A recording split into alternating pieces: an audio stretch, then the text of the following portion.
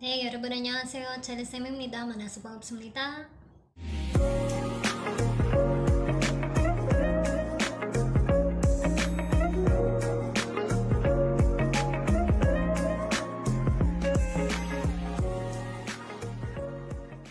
Welcome to 50 Lessons with Jem. Ayan, so sa vlog na ito, we will have 50 lessons na composed of compressed basic to intermediate Korean lessons or Korean grammar. So for now, we are on our lesson 14. Tama? Oo, lesson 14. Lesson 14 na tayo. So kung hindi mo nasundan yung from lesson 1 to 13, kindly look at the description box below. Makikita mo doon yung link kung saan naka-playlist na yung lessons 1 to 13 para mabalikan mo siya. Especially if you are as in zero knowledge with Korean language, pwede kang magsimula doon and makakarating ka na sa part na ito. Yan. So, marami-rami na rin tayong mga grammar patterns na inaral. This time, medyo magiging madali lang yung lesson natin for today. Madali siguro kung magigets mo siya agad. Pero for sure naman, magigets mo siya agad kasi I will try my very best to explain it in the simplest way. And, siguro nakakalito itong part na to kasi in Korean, sa Korean language, di ba, ang part na to sa kanila is parang isang word masyado maraming meaning. Isang word, pwedeng dalawa yung meaning niya. Unlike sa English, di ba, pag sinabi mong ito yung word, ito talaga yung tinutukoy niya. So, para hindi na ako mahirapang mag-explain. At para mag-gets nyo rin kung ano yung sinasabi ko, sasabihin ko na ngayon kung ano yung topic natin. Okay, the topic for today will be about conjunctions. Yan. Conjunctions. So, what are conjunctions? Biglaman tayo nag-English dito. So, conjunctions, ito yung ginagamit natin, di ba? Para ipag-connect yung dalawang clause or dalawang sentences. So, sa English, di ba, meron tayong shortcut or parang for sure na ituro naman ito sa ating lahat nung tayo ay nasa elementary, high school, maybe hanggang college. So sa English, para matandaan natin yung mga conjunctions, meron tayong tinatawag na fanboys. Fanboys. So ano yung fanboys? Hindi sila yung hindi sila yung mga lalaki na nag-i-stand sa girl group. Instead, pag sinabi natin fanboys, fanboys stands for F is for, A is and, tapos N, nor, B, but, O, or, Y, yet, S, so. Okay, so yun yung mga conjunctions na commonly used in English. Ngayon naman, pag-aaralan natin ano yung mga conjunctions na ginagamit in Korean language, sa Hangul.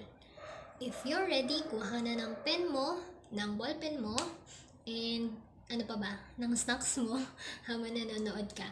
But before tayo mag-proceed sa ating lesson, syempre hindi mawawala ang ating shoutout!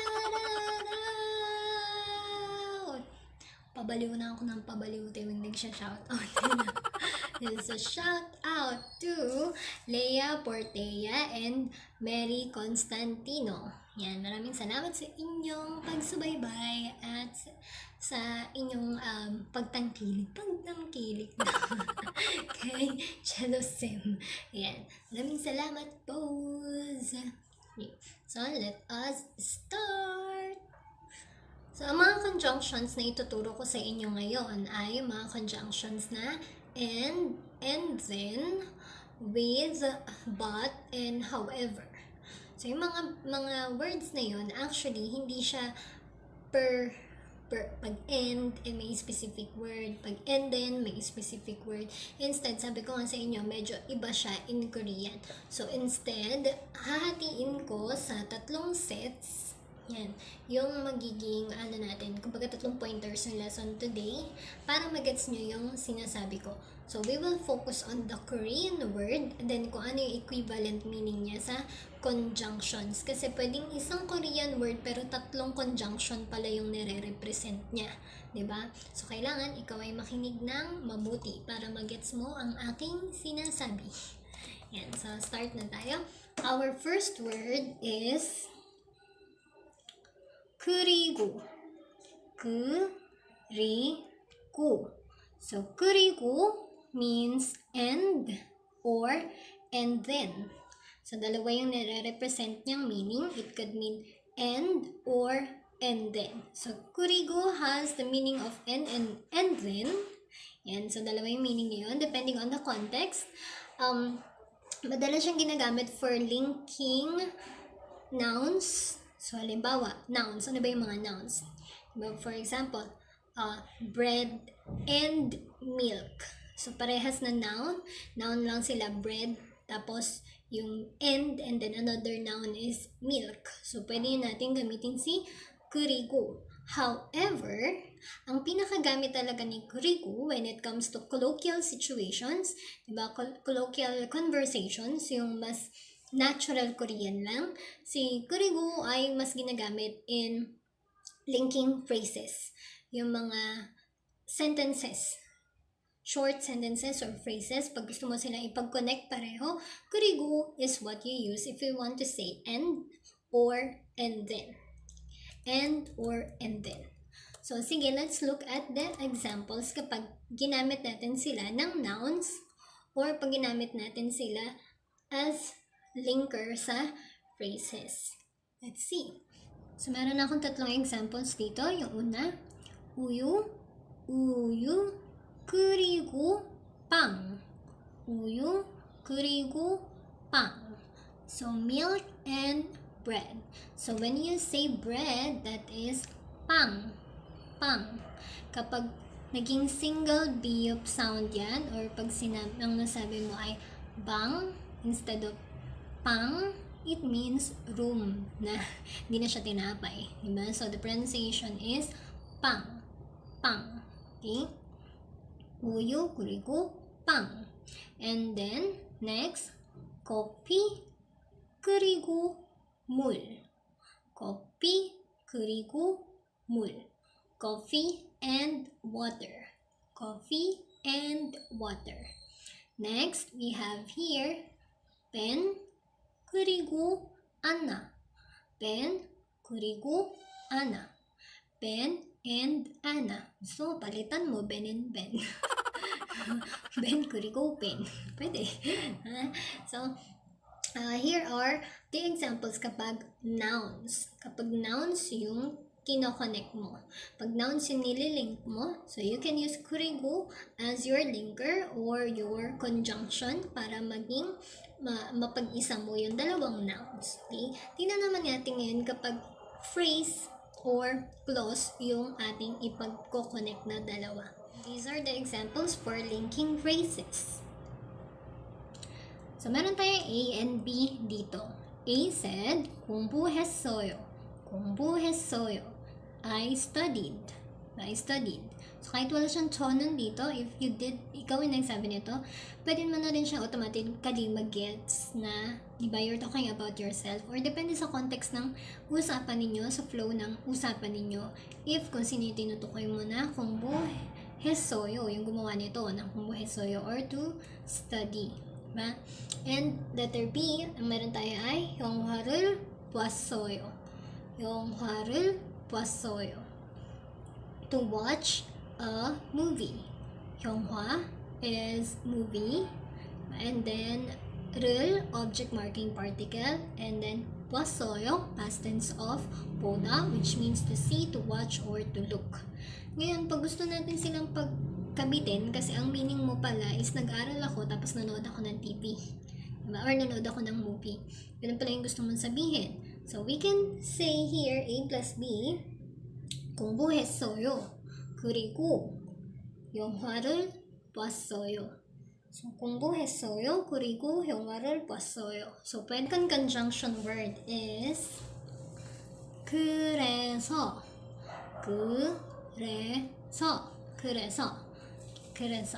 So, 그래서 is therefore or so in Korean. Yan. So, palaso ako, diba? Sa mga vlogs ko, puro so. Yan. Siguro in Korean, baka madalas ko din sigurong magagamit yung so. Pero hindi. Kasi sa atin, pwedeng gawing filler yung so. Diba? Pero sa kanila, ang galing, no? Magkatunog. 그래서. So, madali mo na lang matatandaan. Okay. So, in Korean, you use 그래서 in providing information, background information, dun sa sentence na gusto mong i-point out. Let's look at the first one. 머리가 아팠어요. 그래서 안 갔어요. 머리 is head. 머리가 아팠어요. So, masakit daw ang kanyang ulo. 머리가 아팠어요. 그래서, that's why, or therefore, 안 갔어요. I didn't go. So my head was aching, so I didn't go. Or my head was aching, therefore I didn't go. Next sample sentence. 비가 많이 왔어요. 그래서 집에 있었어요. daming siyot, di ba? daming S. 비가 많이 왔어요. 그래서 집에 있었어요.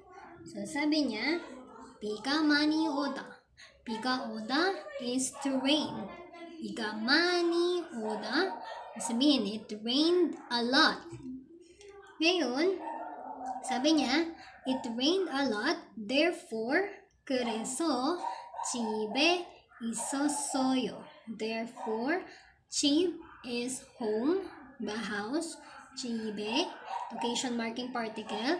있었어요, stay, to stay. So, sa third particle natin, meron akong dalawang ituturong particle sa inyo. So, actually, this could be our third and fourth particle kasi dalawa sila. Okay. So, both of them mean and with. And or with. So, paano sila naging and with ang meaning niya? First, tingnan muna natin ano yung two words na yon. Actually, they are not words, they are particles. So, pag sinabi natin particles, ito yung ina-attach natin sa noun. Diba? Hindi natin siya pwedeng magamit alone. Ibig sabihin, hindi siya, for example, gusto mo sabihin, and we will do something like this. So, hindi mo siya pwedeng simulan sa hago. Hindi. Kasi itong dalawang ito, they are particles. So, kailangan nila ng nouns. They do not stand alone. Hindi mo sila magagamit alone in a sentence. Kailangan meron mo ng naka-attach sa kanila na noun. So, first is hago. So, hago could mean and or with. And then, letter B, irang. So, irang is also mean and with. So, bakit may open and close parenthesis na i dito? So, rang kapag natapos siya sa vowel ending, and kapag natapos naman ang noun mo sa consonant, you will attach irang.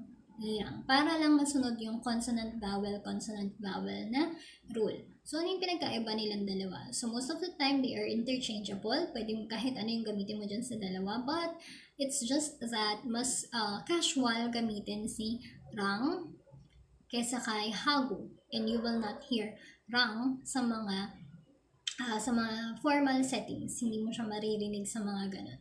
So, you will choose hago rather than irang pagdating sa mga formal settings. So, tingin tayo ng examples kung paano mo madidistinguish kung ang meaning niya ba is and or with. Tingnan natin kung kailan ginagamit na and si hago and irang, and kailan naman siya ginagamit as with ang yung hago and irang. So, I guess, ginagamit natin ang irang and hago as and kapag noun and noun lang yung gamit mo. Noun and noun. For example, ito yung mga examples natin ng irang and hago. Number 1, uyu, rang, pang. Uyu is milk. uyu, milk. Pang is bread. So to say milk and bread, we have uyu. And since uyu ended with a vowel, dinugtong natin is rang. Rang. Rather than irang. So now we have uyu, rang, pang. Uyu, rang, pang. Okay? Try naman natin si hago.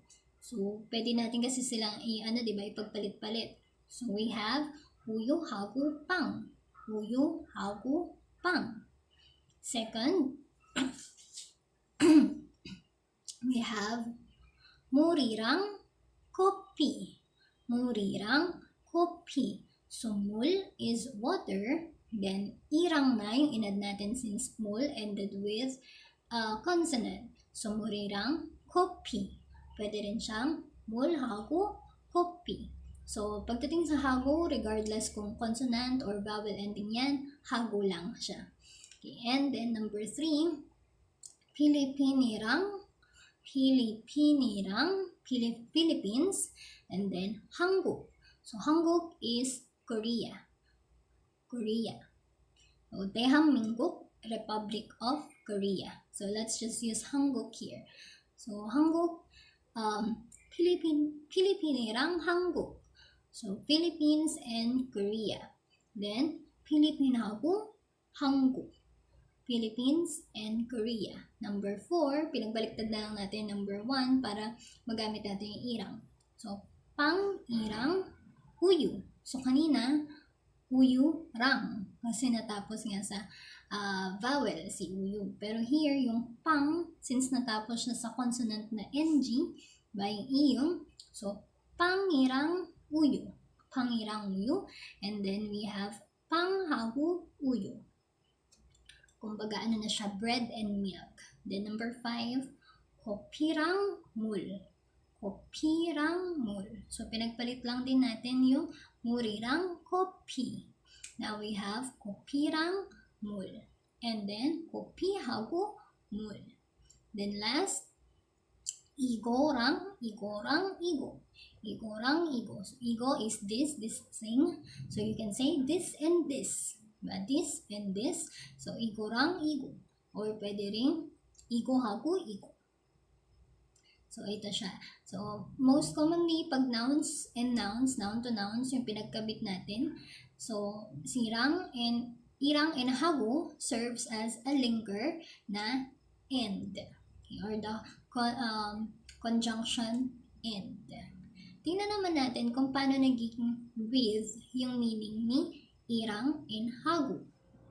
Now, let's look at hago and irang as with. First sentence we have is 친구하고 밥을 먹었어요. 친구하고 밥을 먹었어요. 친구하고 밥을 먹었어요 means I ate a meal with my friend. So 친구 is friend, 하고 with a friend. 친구하고. 밥 is a meal. Tapos object marking particle 밥을. And then 먹었어요, past tense of to eat. So 친구하고 밥을 먹었어요. So it clearly means there na yung hago is not 친구, friend, and eat meal. So hindi, di ba, malabo. So it obviously means here na I ate with a friend. Okay, I ate a meal with a friend and not and a friend. I eat meal and a friend. Unless cannibal. So, 친구하고 밥을 먹었어요. And then second sentence is 이거는 so 이거는 this thing. 엄마랑 샀어요. 엄마, mom, and then 랑 with mom. 엄마랑 샀어요. I bought this with mom. So here, obviously, the with yung meaning na niya and not and. Kasi hindi naman siya pwedeng I bought this and mom. Binili mo na mo. So, 엄마랑 샀어요, which means I bought this with mom. Then number 3, 반친구.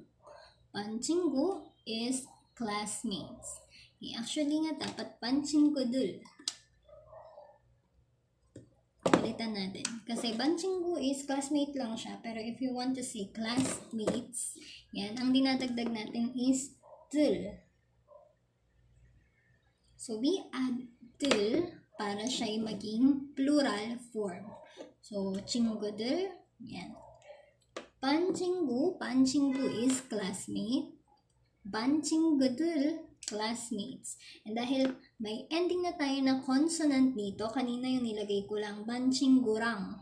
Diba ngayon, magiging 반친구들이랑 na siya. 반친구들이랑. So, with friends or with classmates. And so, 반친구들이랑 같이. So, usually, 같이 is madalas na naka-attach sa rang and irang. Kasi, 같이 means parang together. Yan. So, I played with my friends, together with my friends. 놀았어요. So, to play. Past tense ng to play. 놀았어요. So, I played with my classmates. 반친구들이랑 같이 놀았어요. I played with my friends. So here, obviously, na si irang, 반친구들이랑 means with, not and. So, ayun siya. So, that's it for today, for the conjunction. Magkakaroon tayo ng part 2 ng conjunction kasi hindi ko pa na-explain yung but and however. Medyo mahaba-haba kasi yung explanation niya. So, I prefer na that will be our lesson 15. So, i-extend natin itong itong part na to kasi yung 그렇지만 and 그런데, yun yung aaralin natin. So, medyo tricky siya ipaliwanag kaya next video tayo dyan. So, if this video has been helpful to you, don't forget na mag-click ng subscribe. By the way, happy 1,000 subscribers!